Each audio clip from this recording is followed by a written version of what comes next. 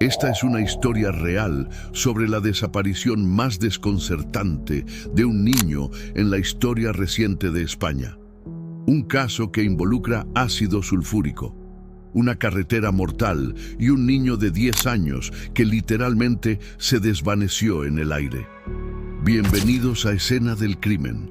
Hoy vamos a desenterrar los secretos del caso de Juan Pedro Martínez Gómez, conocido como el Niño de Somosierra. Y te advierto algo, nada en esta historia es lo que parece. ¿Estás preparado para reconstruir los últimos minutos de un niño desaparecido? Porque puede que descubras algo que ni la policía vio.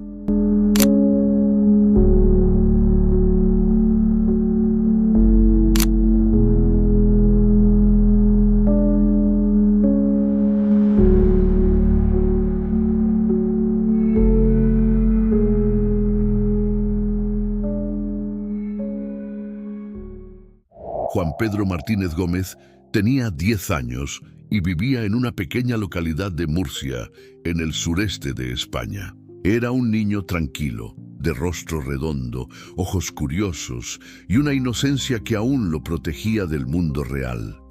Sus padres, Andrés Martínez y Carmen Gómez, eran personas humildes. Andrés era camionero y por primera vez había decidido llevar a su hijo con él en uno de sus viajes largos. Era un regalo especial por haber sacado buenas notas en el colegio, una forma de pasar tiempo juntos y enseñarle el oficio de la carretera. Nadie imaginaba que ese gesto de amor sería el comienzo de uno de los mayores enigmas policiales de Europa. El 24 de junio de 1986, la familia partió desde Cartagena con dirección a Bilbao, en el norte de España. Viajaban en un camión cisterna cargado con 20.000 litros de ácido sulfúrico, un producto altamente corrosivo. Era un viaje largo de más de 800 kilómetros y el plan era hacerlo sin paradas innecesarias. Sin embargo, algo no encajó desde el principio. Durante el trayecto, el camión hizo varias paradas imprevistas, al menos 12. Un comportamiento muy inusual para un transportista que lleva un material tan peligroso. En cada parada, Andrés parecía nervioso, apurado, como si alguien lo estuviera siguiendo, como si tuviera miedo. La madrugada del 25 de junio, el camión inició el ascenso al puerto de Somosierra, una carretera de montaña que une Madrid con el norte del país. La vía es peligrosa, llena de curvas cerradas y tramos estrechos. A las 6:40 de la mañana, el vehículo comenzó a descender por la cuesta. Fue entonces cuando, según testigos, el camión aceleró bruscamente, demasiado. Al llegar a una curva crítica, Andrés perdió el control. El camión volcó, chocó contra varios vehículos y terminó estrellándose. El ácido sulfúrico se derramó, causando una escena dantesca. Los cuerpos de Andrés y Carmen fueron encontrados entre los restos retorcidos del vehículo, carbonizados pero reconocibles. Sin embargo, algo faltaba, o mejor dicho, alguien, Juan Pedro. Los equipos de rescate buscaron su cuerpo entre los restos. Nada. Revisaron los alrededores, los barrancos, la maleza, ni rastro. La explicación inicial fue aterradora. Quizá el ácido había disuelto completamente el cuerpo del niño. Pero esa teoría fue rápidamente descartada por los técnicos. El ácido no había tenido tiempo suficiente para causar tal daño. Y además, el camión no estaba completamente destruido. Había zonas intactas donde un cuerpo podría haber quedado atrapado, o al menos dejado algún indicio. Pero no había ni una gota de sangre, ni una prenda, ni un zapato. Nada. Juan Pedro se había desvanecido. La policía comenzó a investigar y pronto aparecieron los primeros testigos. Algunos aseguraron haber visto una furgoneta blanca estacionada cerca del lugar del accidente. 2 personas descendieron de ella, vestidas con batas blancas, como médicos o enfermeros. Se acercaron al camión, recogieron algo, un bulto, dijeron, y se marcharon sin hablar con nadie. Nunca se supo quiénes eran ni qué llevaban en brazos. Otros testigos afirmaron haber visto al niño en una gasolinera horas antes del accidente junto a sus padres. Estaba bien, parecía tranquilo. Pero uno de los testigos dijo algo más. Aseguró que había un cuarto pasajero, un hombre que no era parte de la familia, sentado en la cabina con ellos. ¿Quién era ese hombre? ¿Y por qué nadie más lo mencionó? La policía trató de rastrear el viaje completo del camión. Encontraron indicios de que Andrés había hecho llamadas telefónicas desde cabinas durante el trayecto. Llamadas breves, misteriosas. En una de ellas, según los registros, pidió hablar con alguien de nombre desconocido. La conversación duró menos de 30 segundos. A medida que los días pasaban y las pistas se agotaban, surgió una teoría inquietante. Andrés Martínez podría estar involucrado en algo más que el transporte legal de ácido. En una inspección posterior, la policía halló rastros de heroína en los restos del camión. No había suficiente para considerarlo tráfico a gran escala, pero sí lo bastante para levantar sospechas. Era posible que Andrés estuviera siendo utilizado por una red de narcotráfico y que Juan Pedro fuera una víctima colateral de esa conexión. La familia del niño, especialmente sus abuelos, comenzaron una búsqueda desesperada. Pusieron carteles, acudieron a programas de televisión, pidieron ayuda internacional. El rostro de Juan Pedro se volvió conocido en toda España. Pero las semanas pasaron, luego los meses, y el silencio se volvió más pesado que cualquier evidencia. No había carta de rescate, no había señales de vida, pero tampoco había cuerpo. Y aquí es donde las cosas se ponen aún más extrañas, porque lo que parecía un simple accidente en carretera, pronto se transformó en un tablero de ajedrez lleno de movimientos oscuros. La desaparición de Juan Pedro Martínez dejó de ser un misterio local y se convirtió en un caso nacional. Todos los medios de comunicación querían respuestas. ¿Dónde estaba el niño? ¿Por qué su cuerpo no fue encontrado entre los restos del accidente? ¿Quiénes eran los individuos de blanco que supuestamente se acercaron al camión sin ser vistos por los servicios de emergencia? Mientras la policía intentaba encontrar una explicación lógica, las teorías comenzaban a multiplicarse como ecos en un túnel sin salida. La hipótesis de la disolución por ácido fue la primera en ser descartada oficialmente. Los expertos en sustancias químicas concluyeron que, aunque el ácido sulfúrico era altamente corrosivo, la exposición que el camión sufrió tras el accidente no fue suficiente para hacer desaparecer completamente un cuerpo humano, especialmente el de un niño. Además, los trajes de protección usados por los bomberos que atendieron la emergencia no mostraban niveles extremos de contaminación. No había indicios de que Juan Pedro hubiese sido alcanzado por el ácido. Entonces, si no estaba en el camión, ¿dónde estaba? La segunda línea de investigación se centró en los movimientos previos al accidente. Se revisaron las paradas que Andrés realizó durante el trayecto. Algunas no tenían sentido logístico. Por ejemplo, una parada en Las Pedroñeras, donde el camión estuvo detenido durante casi 40 minutos sin razón aparente. En ese lugar nadie recuerda haber visto al niño, solo a Andrés, saliendo nervioso de una cabina telefónica. Esto reforzó la teoría de que Andrés podría estar intentando contactar con alguien. ¿Pero con quién? En otra parada, en un restaurante de carretera cerca de Aranda de Duero, los testigos recordaron ver a la familia. Juan Pedro estaba allí, tomando un refresco. Pero uno de los camareros dijo algo extraño, que el niño parecía intimidado, como si tuviera miedo de hablar. Y lo más inquietante, el camarero también afirmó haber visto a un hombre sentado en la cabina del camión, que no bajó en ningún momento.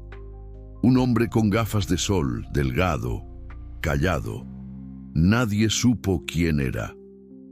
A medida que estas declaraciones salían a la luz, La policía comenzó a sospechar que Andrés estaba involucrado en algo mucho más peligroso que el simple transporte de mercancías. La aparición de rastros de heroína en el camión cambió completamente el enfoque del caso.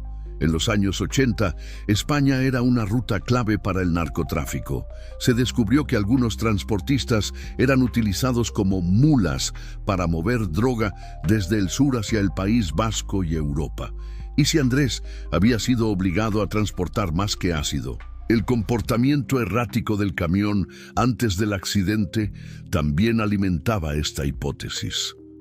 Un análisis de la caja de cambios reveló que Andrés había realizado, en los últimos minutos, una serie de maniobras incomprensibles, frenadas violentas, cambios de marcha forzados, aceleraciones repentinas. Parecía que intentaba escapar de algo. ¿Estaba siendo perseguido? La posibilidad de un secuestro comenzó a tomar fuerza. ¿Y si alguien había interceptado al camión justo antes del accidente? ¿Y si Juan Pedro fue sacado del vehículo a la fuerza sin que los padres pudieran impedirlo? Esta idea cobraba sentido si se consideraba el testimonio de la furgoneta blanca y los dos individuos con batas. Algunas versiones indican que llevaban algo envuelto en mantas. Un bulto, dijeron. Era Juan Pedro. Estaba vivo en ese momento. Los investigadores recorrieron hospitales, clínicas privadas, centros religiosos, incluso comunidades aisladas, buscando a un niño con las características de Juan Pedro. Se emitieron alertas en toda Europa, pero no hubo ninguna pista real. Fue como si el niño hubiera desaparecido del planeta. Paralelamente, se descubrieron otros datos inquietantes. Andrés, el padre de Juan Pedro, había estado en contacto semanas antes con un individuo vinculado al tráfico de drogas en Alicante. La policía intentó localizar a este hombre, pero ya había desaparecido. Su rastro se perdía en la frontera con Francia. La conexión era tenue, pero no podía ser ignorada. La familia del niño, especialmente los abuelos maternos, nunca creyeron en la versión oficial.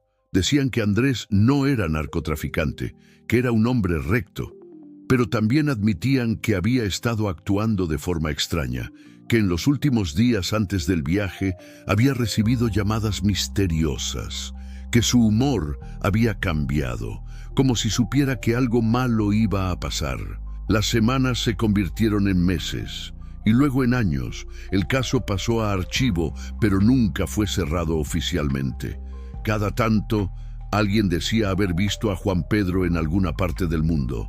En 1990, una mujer aseguró haber visto a un niño parecido en una gasolinera de Francia. Estaba con un grupo de hombres mayores, tenía una mirada triste, pero nunca se pudo confirmar si era él. En 2001, una llamada anónima llegó a la policía. Una voz masculina dijo, con acento extranjero: Juan Pedro sigue vivo, está en América del Sur, pero ya no se llama así. La llamada fue rastreada hasta un locutorio en Ámsterdam. El hombre nunca fue identificado.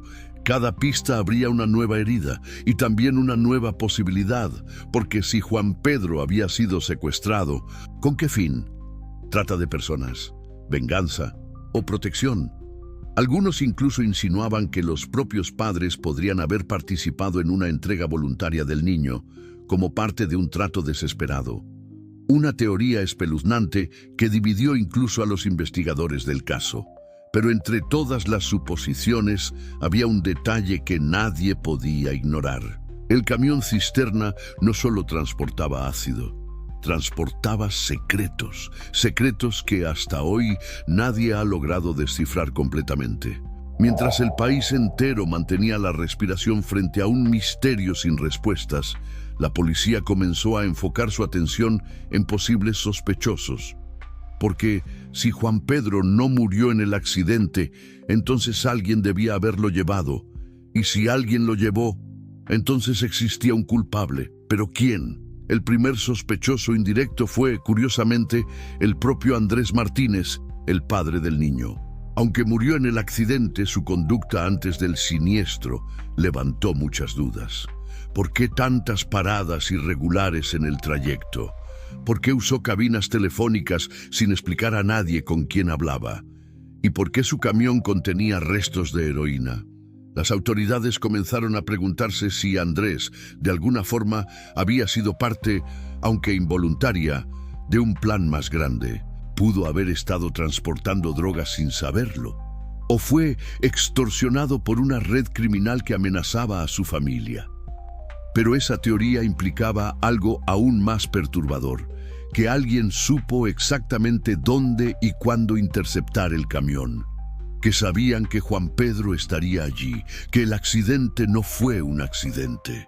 Entonces surgió la figura del cuarto pasajero. Varios testigos afirmaron haber visto un hombre desconocido dentro de la cabina del camión en las horas previas al siniestro. En la parada de Aranda de Duero, el camarero dijo claramente que había una figura masculina que no bajó del vehículo. Este hombre, delgado, de mediana edad, con gafas oscuras, nunca fue identificado. ¿Quién era? ¿Un acompañante? ¿Un controlador de la carga? ¿Un miembro de una red de tráfico? Si este hombre existió y no fue una confusión, entonces su desaparición tras el accidente es tan inquietante como la del propio niño. La policía también se interesó por los conductores que estuvieron cerca del camión en la curva de Somosierra. Algunos recordaban haber visto una furgoneta blanca, estacionada de forma sospechosa, minutos antes del choque. 2 personas descendieron de ella, vestidas con lo que parecían batas médicas. El relato era consistente entre varios testigos. Se acercaron al camión accidentado, manipularon algo o a alguien y se marcharon sin dar explicaciones. No hablaron con los equipos de rescate, no ayudaron, simplemente desaparecieron. Uno de los detalles más escalofriantes es que un camionero dijo haber visto a estas personas cargando un bulto envuelto en mantas. El tamaño del bulto coincidía con el de un niño. ¿Podía haber sido Juan Pedro? Si es así, ¿por qué lo tomaron? ¿Eran paramédicos, miembros de una organización secreta, cuidadores o secuestradores? La policía intentó rastrear todas las furgonetas blancas registradas en la zona esa mañana. El resultado fue frustrante. Decenas de vehículos similares circulaban por la región cada día. Ninguna coincidía plenamente. Nadie recordaba matrículas. Nadie más los vio después. Fue como si se hubieran desmaterializado tras cumplir su propósito. Mientras tanto, la investigación se abría a nuevas teorías. Una de las más oscuras sugería que Juan Pedro pudo haber sido víctima de un caso de tráfico infantil. En los años 80, la venta de menores para adopciones ilegales no era infrecuente en Europa. Existían redes organizadas que operaban en países del sur, como España y Portugal, y exportaban niños hacia destinos desconocidos. ¿Y si alguien había seleccionado a Juan Pedro? ¿Y si sus padres fueron forzados a entregarlo a cambio de protección o dinero? Esta teoría cobró fuerza cuando, años después, un investigador privado encontró similitudes entre el caso de Juan Pedro y otras desapariciones infantiles registradas en rutas de transporte. En algunos casos, los niños aparecían años después en países como Bélgica, Alemania o incluso Brasil, con identidades cambiadas. Otra hipótesis fue aún más siniestra. ¿Y si alguien dentro del sistema ayudó a encubrir el caso? ¿Un policía, un médico, un funcionario de carretera? La ausencia total de documentación sobre el supuesto paso de la furgoneta blanca por controles o cámaras generó sospechas. Un periodista llegó a afirmar que una parte del informe original del accidente desapareció misteriosamente semanas después del suceso. Nadie pudo confirmar esto oficialmente, pero la idea de una mano negra comenzó a instalarse en la mente del público. El comportamiento de la familia también generó controversia.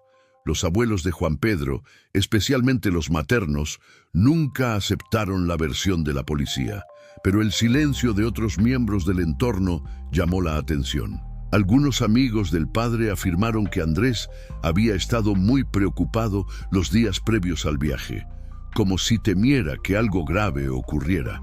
Uno incluso dijo que Andrés había dejado una carta que fue retirada por alguien antes de que pudiera llegar a manos de la familia.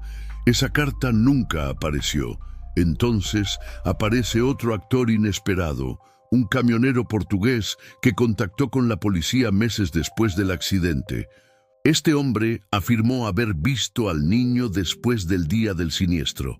Dijo que lo reconoció por las fotos en los periódicos, que estaba en una estación de servicio cerca de San Sebastián, acompañado por un hombre adulto y una mujer rubia, que el niño parecía confundido, como si no supiera bien dónde estaba. La policía acudió al lugar, pero ya era demasiado tarde. Nadie los volvió a ver. Cada pista conducía a más preguntas. Cada testimonio agregaba una capa más al rompecabezas, y el rompecabezas parecía haber sido diseñado para no completarse jamás. Pero entonces, años después, una reaparición inesperada encendió una chispa. Una nueva investigación iniciada por un periodista retirado sacó a la luz una grabación de radioaficionados interceptada el mismo día del accidente. En ella se escuchaban voces alteradas, mencionando coordenadas y una entrega urgente en la zona de Somosierra. El periodista aseguró que la cinta fue ignorada por la policía, pero que podría contener la clave para entender lo que realmente ocurrió. El problema era simple y aterrador. Cuanto más se investigaba, más difícil era aceptar que todo había sido solo un accidente, porque todo apuntaba a lo contrario, a un plan, a una operación, a una desaparición cuidadosamente orquestada. Y mientras España se preguntaba qué ocurrió realmente en aquella mañana de junio de 1986, una única certeza persistía. Juan Pedro Martínez no se evaporó. Alguien lo vio, alguien lo tomó, y hasta hoy, alguien guarda silencio. La investigación oficial sobre la desaparición de Juan Pedro Martínez se extendió durante meses, pero tras cada nuevo interrogatorio, cada informe forense y cada intento de reconstrucción, la sensación era siempre la misma: un vacío, como si la verdad estuviera escondida detrás de una cortina que nadie podía correr. La policía española, presionada por los medios y por una familia desesperada, comenzó a cometer errores. Y esos errores, años después, resultarían cruciales para entender lo que tal vez se perdió en los primeros días. Uno de los primeros fallos fue la conservación de la escena del accidente. En medio del caos, el ácido derramado y los cuerpos de los padres, no se estableció un perímetro claro para preservar todas las pruebas. Algunos testigos afirmaron que curiosos se acercaron demasiado al camión antes de que llegaran los investigadores. Otros dijeron haber visto a personas recoger objetos del suelo, incluso antes de que los equipos forenses llegaran. Si Juan Pedro dejó algún rastro físico, pudo haberse perdido allí, en medio del desconcierto. Otro punto débil fue la falta de coordinación entre fuerzas policiales.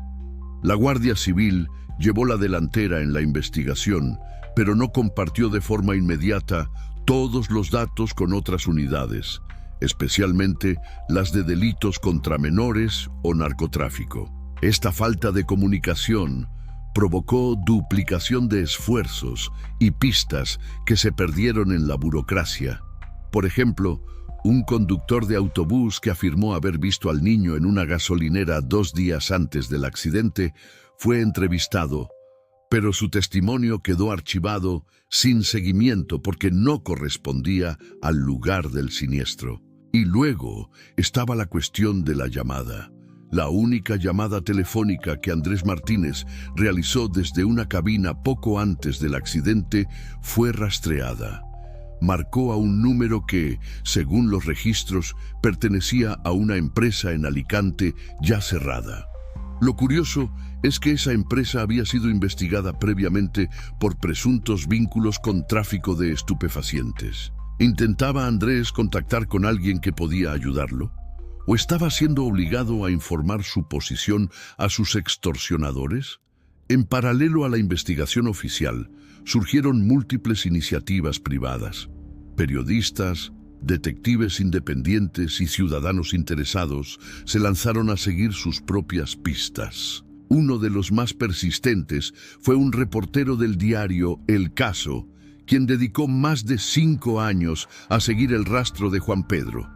Fue él quien consiguió una entrevista con un recluso que aseguraba haber compartido celda con un hombre que conocía detalles demasiado precisos sobre la desaparición. Según este preso, el niño fue entregado a una organización con base en el sur de Francia y su destino final pudo haber sido Sudamérica. La policía, sin embargo, descartó la información por considerarla no verificable. En 1995, casi una década después del accidente, un nuevo dato revivió el caso. Un agente jubilado que había trabajado en la escena del accidente decidió hablar. Afirmó que durante las primeras horas alguien, no perteneciente a los cuerpos de seguridad, intentó acceder al camión con una supuesta credencial de seguridad industrial. El agente, que no pudo recordar el rostro del individuo, dijo que le pareció extraño que esa persona desapareciera tan rápidamente cuando llegaron los refuerzos. ¿Quién era? ¿Qué buscaba?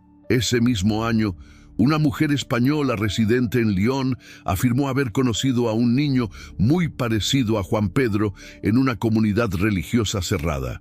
Lo describió como silencioso, obediente y siempre acompañado de un adulto.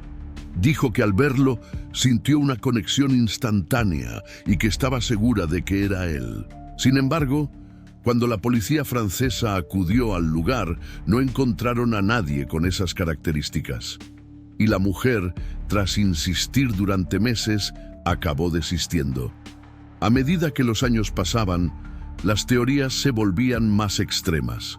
Algunos hablaban de tráfico de órganos, una posibilidad que, aunque sin pruebas reales, surgía de la desesperación. Otros aseguraban que el niño fue adoptado ilegalmente por una familia poderosa. Incluso hubo quien planteó una hipótesis todavía más escalofriante, que Juan Pedro había sido testigo de algo que no debía ver. ¿Podría haber presenciado un intercambio ilegal durante el viaje? ¿Una entrega de droga? ¿Un chantaje? Y si eso fue así, ¿alguien decidió silenciarlo? Un elemento que dio nueva vida al caso fue la aparición, en 2002, de una fotografía antigua encontrada en un mercado de pulgas en Marruecos. En la imagen, tomada aparentemente en los años 90, se veía a un niño de unos 12 años junto a un hombre adulto en una playa. El parecido con Juan Pedro era notable. La imagen fue analizada por expertos en reconocimiento facial, que no descartaron la posibilidad. Sin embargo, jamás se pudo identificar al niño ni al hombre de la fotografía. La imagen fue enviada a Interpol, pero ningún país reclamó conexión alguna. En 2010, una organización especializada en niños desaparecidos de Alemania lanzó una campaña mostrando una simulación de cómo se vería Juan Pedro como adulto. La imagen fue difundida por toda Europa y llegaron decenas de pistas, algunas falsas, otras sin sentido. Pero una llamó la atención. Un hombre en Perú aseguraba haber conocido a un joven español que nunca hablaba de su infancia y que coincidía casi exactamente con la proyección facial. Se abrió una línea de investigación, pero el joven había desaparecido hacía 2 años. Su paradero sigue siendo un misterio. A pesar de los años, la historia de Juan Pedro no se olvidó. En programas de televisión, documentales y foros de Internet, su nombre se repite como un eco que no encuentra descanso. Y en cada aniversario, la misma pregunta resurge: ¿qué pasó realmente en Somosierra? Porque si este fue un simple accidente, ¿cómo se explica la ausencia total de pruebas? Y si no fue un accidente, entonces alguien, en algún lugar, sabe lo que ocurrió. Y lleva casi 40 años guardando un secreto que le pertenece también a todo un país. Durante casi 2 décadas, la investigación sobre Juan Pedro Martínez Gómez fue considerada un callejón sin salida. Era como si cada pista llevara a un laberinto y cada teoría se anulara ante la ausencia de pruebas sólidas. Pero el caso cobró un nuevo impulso en los años 2000, cuando un grupo independiente de criminólogos financiado por una fundación dedicada a casos archivados solicitó una revaluación del accidente. Lo que encontraron no solo reavivó el debate, sino que arrojó luz sobre algo que por alguna razón jamás había sido analizado en profundidad: el trayecto final del camión antes del desastre.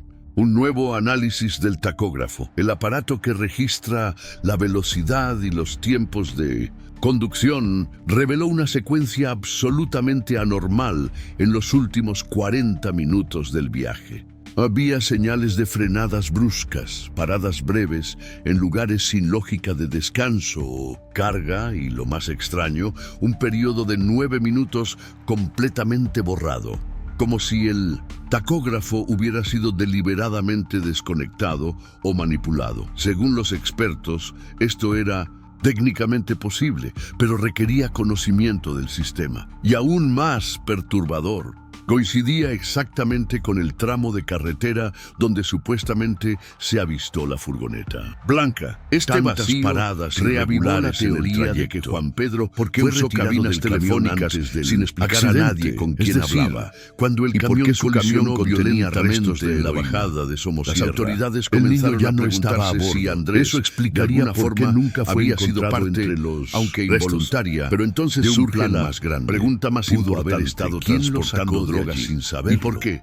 En esta fase surgió un nuevo elemento criminal que amenazaba a su familia. La declaración de una enfermera jubilada que afirmó de forma aún más perturbadora haber recibido una llamada de emergencia en una clínica privada la mañana del accidente. Que sabía la llamada realizada por un hombre con acento no fue una de España. Solicitaba atención inmediata para un menor en estado de shock. Varios testigos. La enfermera dijo que la llamada parecía desconocido, pero la clínica de la cabina del camión por falta de protocolo para emergencias. Cuando la policía rastreó la línea de Duero, descubrió que había sido realizada claramente una cabina que había una figura en un pueblo cercano a Somosierra. Este hombre, delgado, de mediana edad, llamada. Mientras tanto, los archivos del caso volvieron a ser revisados. ¿Quién era? En una caja marcada como un material de la no relevante. Un investigador encontró una fotografía olvidada. Si este hombre existió y no fue un día del accidente. En la imagen, además de la tragedia del camión, aparece tan inquietante parcialmente una furgoneta estacionada al borde de la carretera. La policía también se interesó por los conductores que estuvieron con las descripciones dadas por los primeros testigos. Algunos recordaban haber visto una furgoneta pequeña antena en el estacionada de forma había sido archivada sin ningún análisis pericial. Cuando finalmente fue digitalizada y ampliada, reveló algo aún más sorprendente. Una figura humana en las sombras era consistente entre varios dentro de la furgoneta observando. Se acercaron al camión accidentado, se manipularon al nuevo centro de la investigación y se marcharon sin dar explicaciones. Intentaron mejorar la imagen de rescate para identificar la matrícula, pero simplemente cubierta de polvo o intencionalmente uno de los detalles más escalofriantes, el ángulo y el modelo del vehículo permitieron haber visto a estas personas cargando una Citroën C25 envuelto en manta, un modelo bastante usado en la época coincidía con el de un móviles. Empresas de transporte haber sido Juan Pedro y curiosamente por varias ONG. ¿Por qué lo tomaron? Eran paramédicos, miembros de una organización secreta, cuidadores otra línea o secuestradores. La policía intentó rastrear todas las furgonetas instituciones que operaban fuera del radar del Estado. El resultado fue de esas organizaciones. Decenas de vehículos similares tenía un historial de acogida de menores cada día. situación ninguna irregular. coincidía Un plenamente. informe de 1984 Nadie recordaba matrículas. ya había levantado sospechas Nadie más sobre los vio adopciones después. ilegales Fue facilitadas como si se por hubieran este desmaterializado grupo. tras El cumplir problema, su propósito. no había registros formales. Mientras tanto, y la los archivos investigación se perdieron, se abría tras un a nuevas cambio de teorías. sede en Una de las más 1989. oscuras, Lo que quedaba sugería eran que testimonios Juan Pedro fragmentados, pudo haber sido víctima cartas de un caso de interceptadas tráfico y infantil. la creciente En los sospecha años de que Juan 80, Pedro la podría venta de haber sido menores insertado para en uno de adopciones esos ilegales círculos. no era En este infrecuente en punto, Europa. los criminólogos Existían comenzaron redes a organizadas que con un operaban en escenario países del sur, concreto. como Juan España Pedro y Portugal, fue retirado y del camión exportaban antes del niños hacia accidente, destinos llevado por desconocidos, personas que ya venían y si alguien siguiendo había la ruta y que seleccionado a Juan tenían Pedro, conocimiento y si previo sus del padres plan, fueron el forzados a accidente, entregarlo a entonces, cambio de protección habría sido o provocado dinero. deliberadamente. Esta teoría cobró para fuerza encubrir la cuando, operación, años o al después, menos un un investigador investigador como privado cortina de humo. encontró Pero entonces similitudes surge la entre el pregunta caso de Juan inevitable. Pedro, Los padres y otras lo sabían. desapariciones Durante infantiles. años, la imagen de registradas en Andrés y rutas de Carmen transporte se dividió entre en algunos víctimas casos inocentes y los niños cómplices aparecían años después en desesperados. países como Pero un Bélgica, nuevo testimonio Alemania hizo o que incluso esta Brasil, duda cobrara con más identidades peso. cambiadas. Un excompañero de Otra Andrés, hipótesis, también camionero, fue aún más siniestra. reveló que semanas Y antes si alguien del dentro viaje, del Andrés sistema comentó algo ayudó a crítico. encubrir Si el todo caso. sale bien, Un será la policía, última vez un que médico, llevo ácido. un funcionario Después, de carretera. mi vida va la a ausencia cambiar. Esa total de frase fue documentación ignorada en su sobre el momento. supuesto paso Pero de la ahora furgoneta blanca sonaba por como una controles posible o indicación cámaras de que Andrés generó había sospechas. aceptado una Un periodista última llegó misión, a afirmar algo que una arriesgado, parte del tal informe vez original ilegal del a accidente cambio de un futuro desapareció mejor, o de misteriosamente protección semanas para su después del familia. suceso. Lo que también lo Nadie cambia pudo todo confirmar es esto la carta que oficialmente, supuestamente pero la idea de desapareció. una mano Aquella negra carta comenzó que a Andrés instalarse habría en la mente dejado, del pero que público. nunca fue El encontrada. comportamiento Años de la después, familia una también generó mujer que controversia. trabajó como Los limpiadora abuelos de en Juan una Pedro, empresa de transportes, especialmente los maternos, reveló que vio por nunca error aceptaron una la carta versión escrita de la a mano policía. guardada en un Pero el cajón de la silencio de directiva otros miembros no del entorno recordaba el llamó la contenido atención. exacto. Algunos Pero amigos del reconoció el padre nombre de afirmaron Juan que Pedro. Andrés Cuando quiso había denunciar, estado muy fue preocupado los días previos La al carta viaje. nunca volvió Como a si aparecer. temiera que Todas algo estas grave piezas ocurriera. sueltas, Uno empezaron incluso a dijo encajar que en un Andrés había patrón. dejado una Andrés carta que fue aceptó un retirada trabajo bajo por alguien alguien antes de que estaba pudiera llegar a siendo manos de la vigilado. familia. Sabía que Esa algo carta podía nunca pasar. apareció. Y cuando se Entonces, dio cuenta de que aparece había otro perdido el actor control de la inesperado, situación, un camionero provocó el portugués accidente. que contactó con Tal la vez policía como meses un después del intento accidente. desesperado de Este impedir hombre que se llevaran a afirmó su haber hijo, visto o tal al vez niño para después del borrar día el del rastro. siniestro. Pero hay algo aún Dijo más que lo reconoció inquietante. por las fotos Y si Juan en los Pedro periódicos. no fue solo víctima que de estaba en una red, estación de sino parte servicio un cerca de pacto San Sebastián. Silencio. Acompañado Los por un últimos hombre datos adulto de la investigación y una mujer rubia, revelaron que el niño en las parecía semanas confundido, previas como si no viaje, supiera bien empezó a dónde mostrar estaba. cambios de comportamiento. La policía silencios acudió prolongados, al lugar, ansiedad, pero ya era insomnio. demasiado tarde. Una profesora Nadie dijo los que volvió a escribió ver. una redacción Cada pista conducía donde a hablaba más de preguntas. viajes sin Cada regreso testimonio, y puertas que agregaba se una cierran capa para más siempre. al rompecabezas. Eso no es una prueba, claro. Y el Pero en un rompecabezas caso donde todo es sospechoso, parecía haber sido hasta los diseñado susurros para no infantiles completarse jamás. pueden ser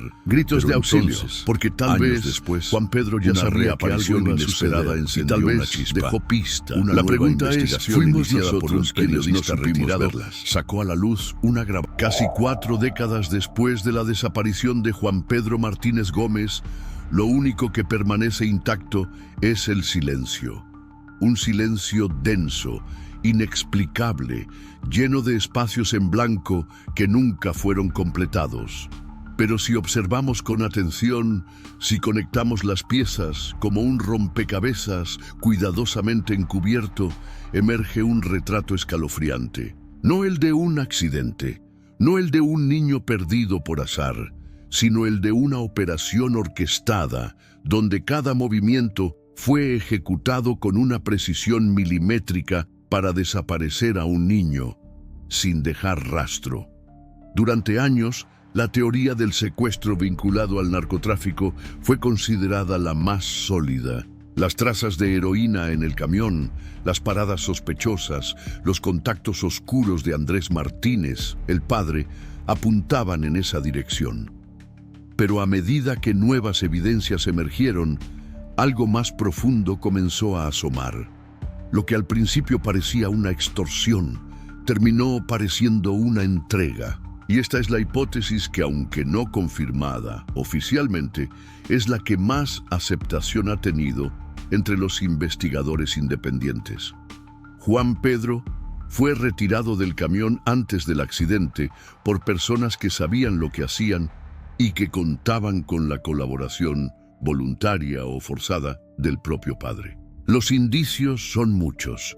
La misteriosa desaparición del supuesto cuarto pasajero, la furgoneta blanca cuyos ocupantes nadie pudo identificar, la llamada a la clínica mencionando un menor en estado de shock químico y la fotografía nunca analizada, donde una figura observa desde la sombra mientras los cuerpos de Andrés y Carmen yacen entre los hierros. Todos estos elementos apuntan a una acción premeditada.